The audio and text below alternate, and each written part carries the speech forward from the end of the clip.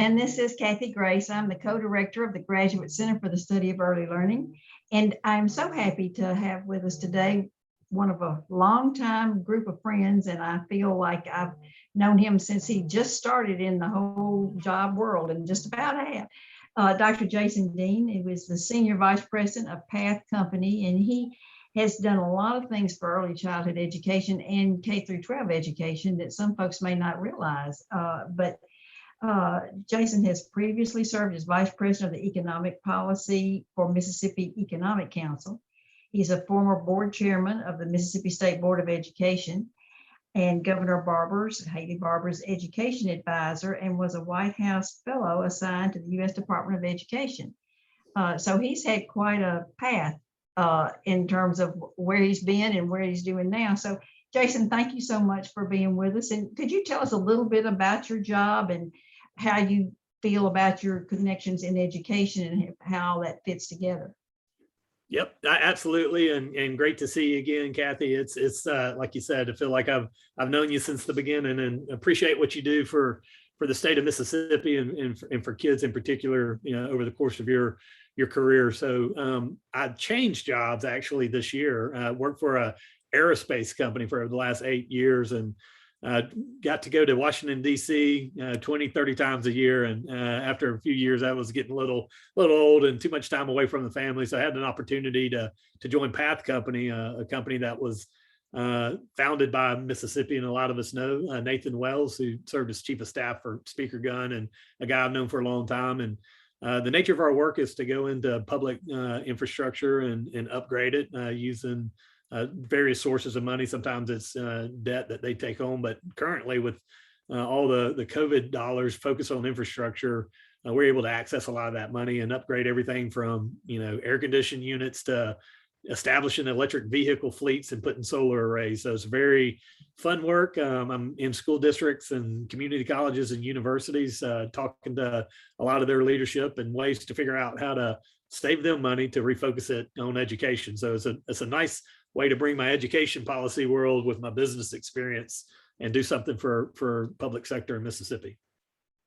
Well, when you say that, I remembered that when COVID was at the worst part, TVA and some others talked about putting in the system up at the vents where the heating and air would be, that would knock out potential viruses due to heat. Yep. There's some type of, and I don't know what I'm talking about, but you do, so that's good. No, and part of the it's called ESSER, ESSER. It's the emergency response money for K-12.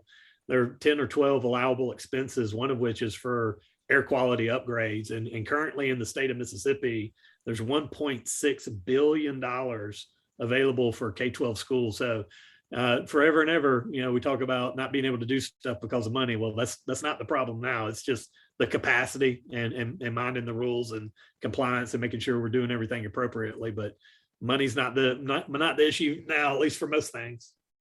Well, it's very good that you're there, because I know you know the policy and you'll keep everybody straight. So,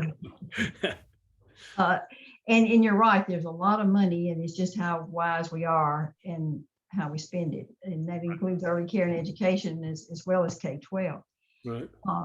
Is your role as a former chairman of the Board of Education, how do you see early childhood as an up and coming, I guess you could say, part of the public schools, since we've been able to now increase our early childhood collaboratives, state funded, and hopefully we'll have even more as the years go on. But how have you seen the evolution of that?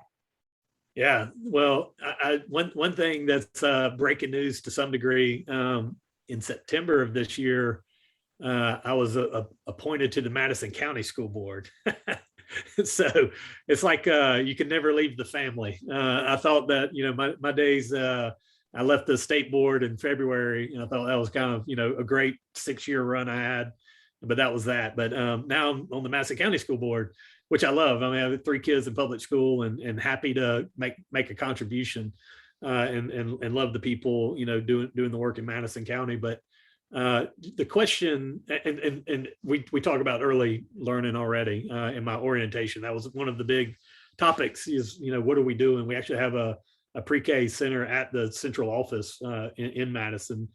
But the question was about, how I've seen this topic change, over the years. And as we said, I mean, you and I go back to December of 2003 when I was first hired by Governor Barbour, and my first meeting was with you.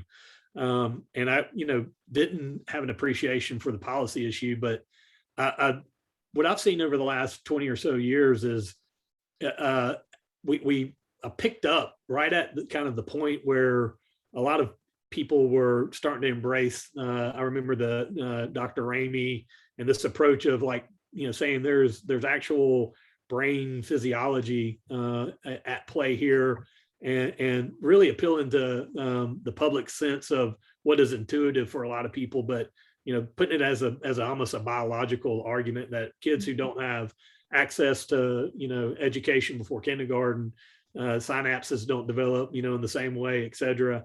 So moving it out of most conservatives would say education starts with the family, and that's very true.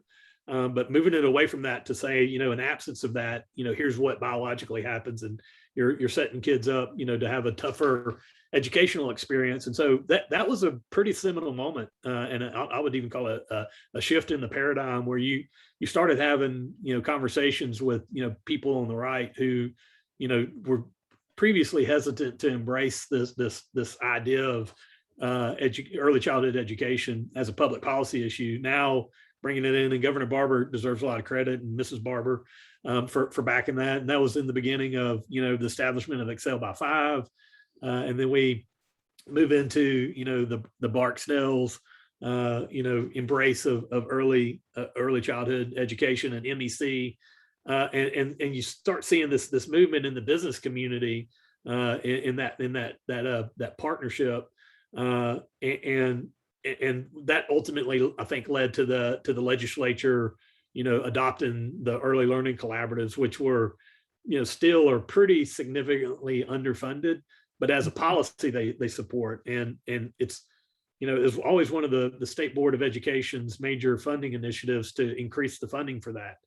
And I will say, again, there's not much policy dispute over the need for early learning. The only dispute is, arguably there's some that would argue against that. But the real challenge is, how do you fund it? And even though that we have a lot of CARES Act money and COVID money now, that's one-time money, and it shouldn't be designated for anything other than what's one time. However, there's a lot of discussion right now over how we can use the lottery proceeds. And I'll tell you, last year, of course, the first $80 million goes for infrastructure, roads and bridges, but anything above that can be used for education. And this first year, it was $50 million. So, and it's still kind of precedent-setting times. We're not sure how we're going to, use these funds in the future, but we were able to talk to the legislature through the State Board of Education and the Department of Education and get the first, portion of, I think it was maybe 10 million, 8 million. I'm not sure the exact number, but set a precedent in which lottery money would go for early learning. So I think that's a model for the future to try to plus that up and say, the first 20 million or the first 25 million or whatever it is after the 80 million can go for this. So that's a lot of, background to answer the question. Like, it's gone from a hesitancy and an uncertainty about the policy to now, we're in fair agreement. Again, plenty of people would dispute that, but I think we've kind of got a model. And now it's just, at what level do we need to fund it? And that's just in 20 years. It sounds like a long time, but it went by quick. And I think we're, in pretty good agreement as early childhood education as an education policy that few people would disagree with. Well, I know that there's been quite a bit of concern with regard to how COVID has impacted our workforce, and the fact that we are still, and I never thought I would see signs hiring now all up and down the street where I live, and the big sign at McDonald's says $10 an hour. We'll pay you daily if you want to, accommodating that I would have never dreamed that I would have seen. And how do you see, with the information we have about the importance of early care and education and the future workforce? Because I know we're going to need people at McDonald's as long as there's McDonald's, but then there's also this intentionality, it seems, to be bringing in jobs or bringing in corporations that would need to have workers who were trained at a certain skill level. And how do you feel that the next 20 years may go, since you kind of gave us a recap of the past 20? Yeah.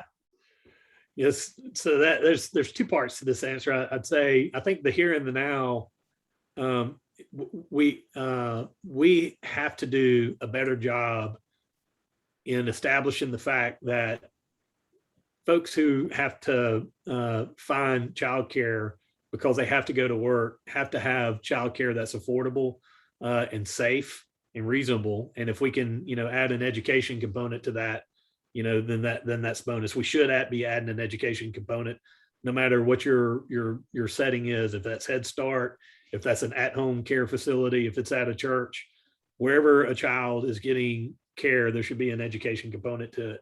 But the affordability issue, I think, is what's the issue, and creating a system in which people who are working from paycheck to paycheck have an opportunity to send their child to a center that's affordable, where they're not worried about them while they go to work, I think is, it's just as a basic right, and creating policy that makes that affordable and appropriate, I think, priority number one. And I think there's policies in place that are obstacles to that need to be addressed.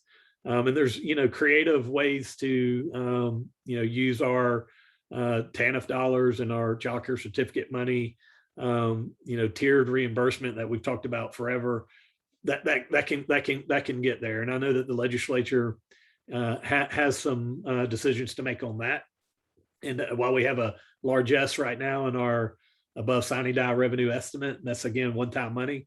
But I think thinking through things like how to use lottery money and other recurring sources of revenue to address some of these education systemic problems, which is what the law says, the money will be used for education, is really what the role of our advocates, both from the education community but the business community, what their role needs to be with our political elected leaders. On the further out timeline,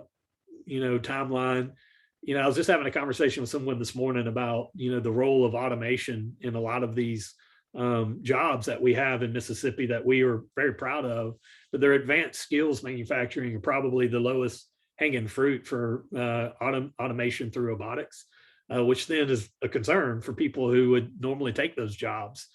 So what happens, for them? I don't know what that answer is, but I think it's things that a state like Mississippi that really hangs its hat on advanced skills manufacturing and all the plants and that we're super proud of, if they become automated, what do we do for our people?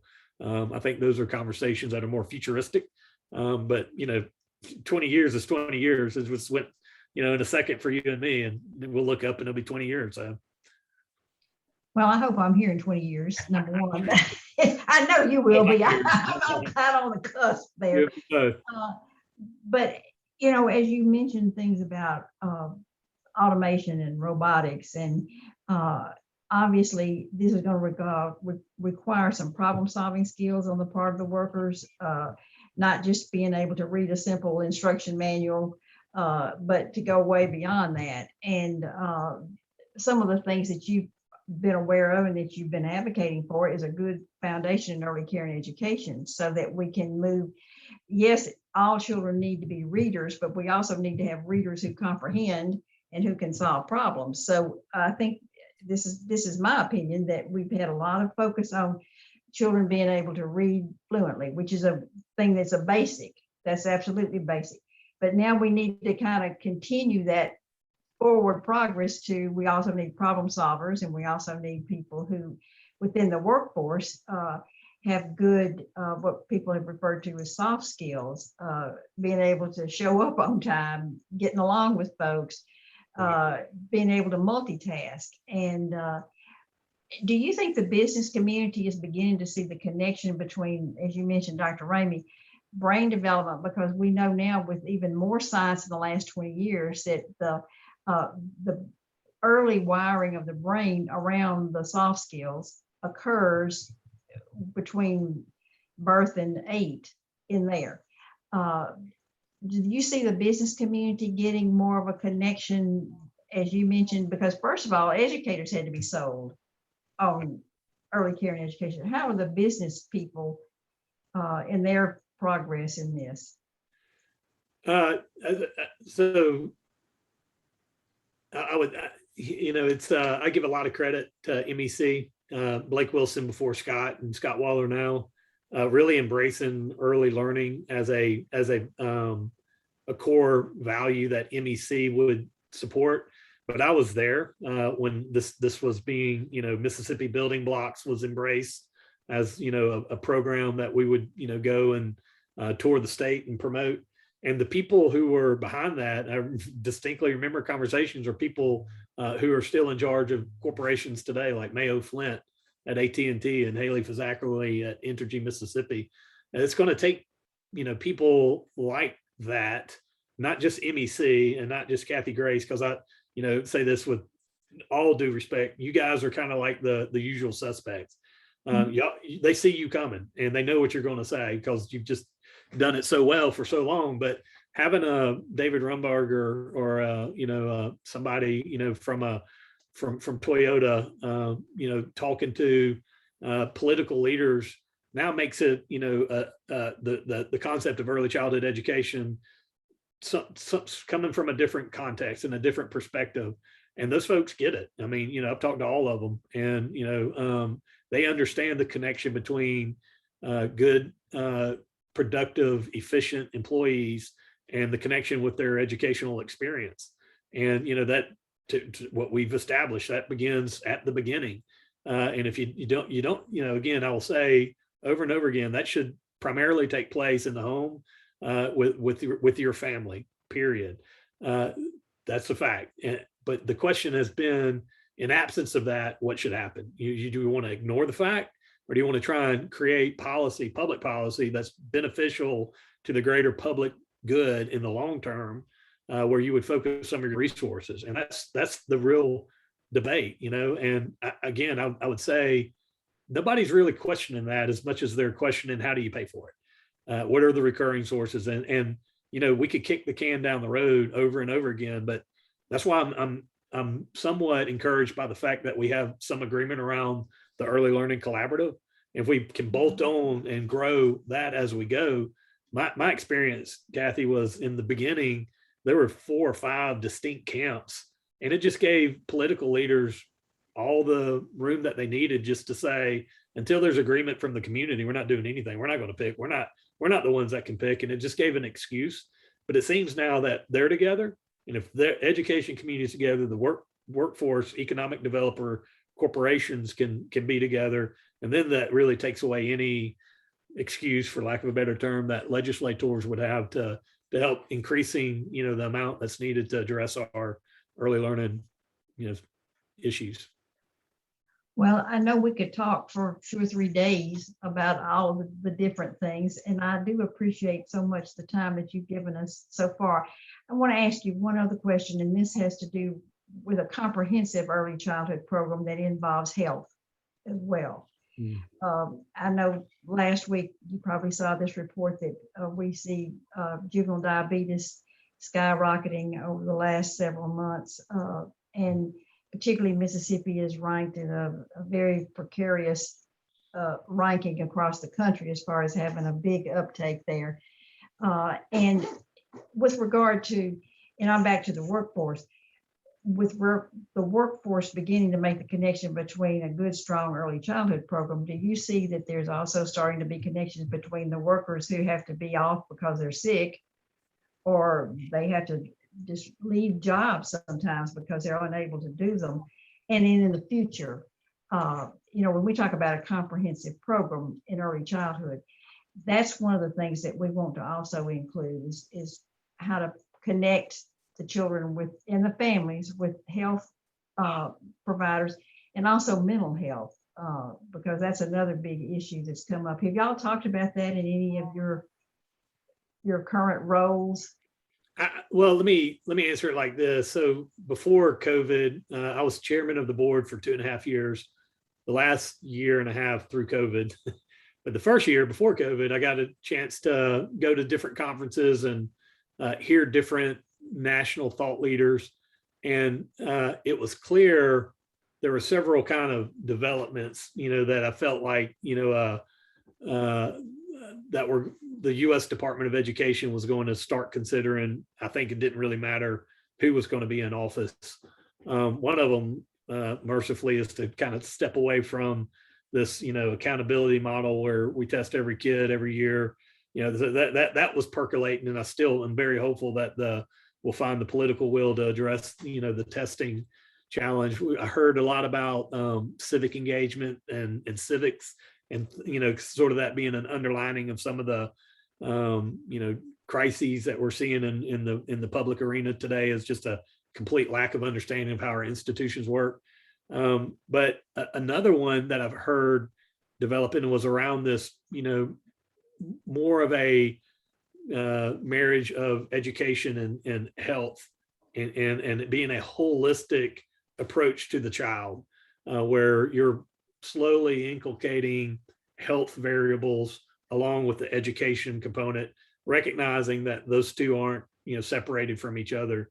It's just like when you're, in elementary school getting your eyes checked, or, something like that, that being embraced more as part of the experience that a child has through the public school system. So I think that, number one, pre-COVID, I felt like, and there was a word that they used for it, and I can't remember the word, but it's like, the whole child, approach, where it's health care and education. It's not education in a silo. I would, the post-COVID, or during COVID and post-COVID, to your question of mental health, one of there's several really great things that are, I'm just a total optimist here, that are going to come on the other side of the pandemic. One is, my favorite is, fist bumping instead of shaking hands. I think that should persist. I like that a lot. I think we'll all be, have less common colds as a result. But another important aspect that has otherwise would have not been, addressed at the same level, is a focus on social and emotional learning, which is really just another way to say, mental health. And the fact that our current Governor Reeves, focused some of his GEAR money, the governor's education emergency response funds, for a large part of it went for social and emotional learning programs designed to, try to address some of the real challenges that COVID has produced outside of education from a mental health point of view for our state's some of our youngest students, particularly in the elementary school time frame. Those sort of conversations, I don't think, would have been expedited without COVID. So, and I've said this to the director of our Department of Mental Health, Wendy, people are moving past that stigma, which is such an obstacle for progress. Moving past the stigma that, you're having a tough time and COVID's made it worse. So I think, addressing mental health, even at a very early age, I don't have to tell you, you can go into a lot of our elementary schools and see PTSD from what some of these children experience in their home, and it's just devastating for them. So the idea that we're, acknowledging this and create, making resources available to start addressing it, to me, is a positive, huge step in the right direction. That, in absence of COVID, I don't know, it just would have been just one more issue we got to address as a state. But because we have resources there, I think it's, it's been able to move up and mature, which it should be. So I'd say both, the health care getting more integrated with the educational experience, as well as mental health being acknowledged, particularly at younger ages. It's already, matured and progressed because of COVID, but hopefully that will persist beyond. Well, we have a lot to do in the next 20 years, don't we? I'm ready.